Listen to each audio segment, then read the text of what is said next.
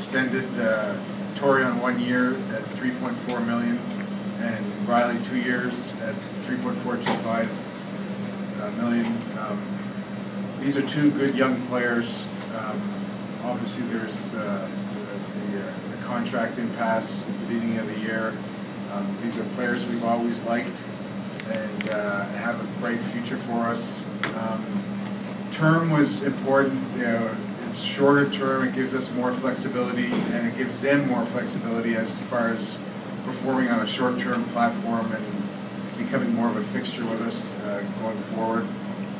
So the 1 and 2 year terms were important to us. These were deals that came about.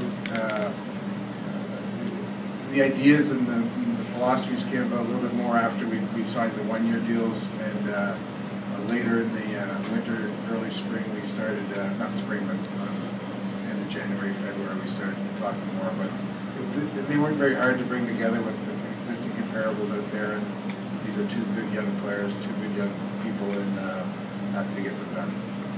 Given the fact that they signed their bridge deals right before the season began, was there a little importance just to get them signed right now and have them worry about the rest of the regular season rather than having used this as sort of a distraction? Well, I think with the way that the first deal, the current deal ended, yeah, I think there's some significance to that. It obviously gives them some comfort to know that they have some level of security in place.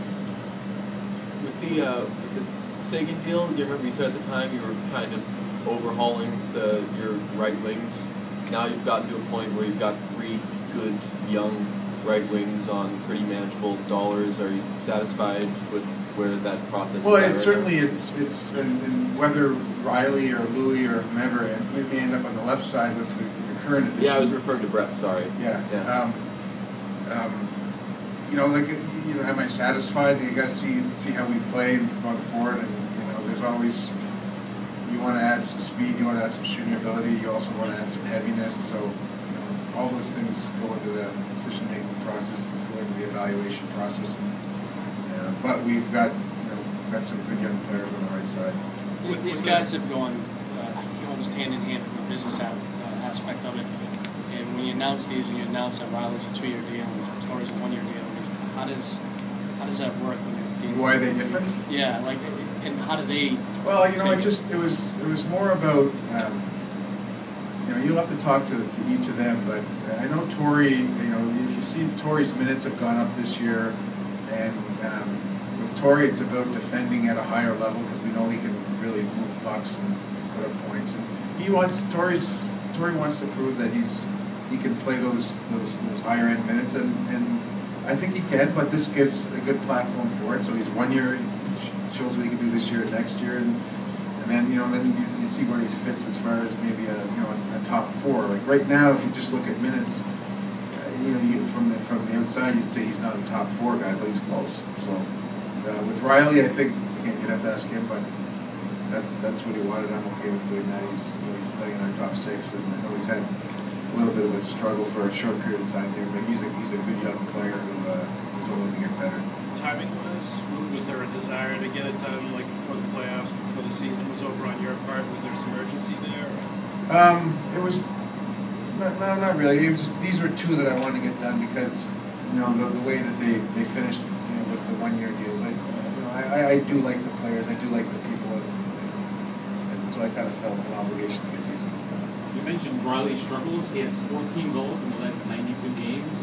What are you seeing from him that basically? Well, there was a period where I think we were all struggling with Reilly, but he's a 20-goal scorer, and he's a very smart player. He manages the power play. He's one of our leading scorers, and he's a good young player. So when I mentioned Reilly's struggles, I was referring to a period this year where I think he and a number of players were slumping, as was the team. Did you see him improve this year from last at all?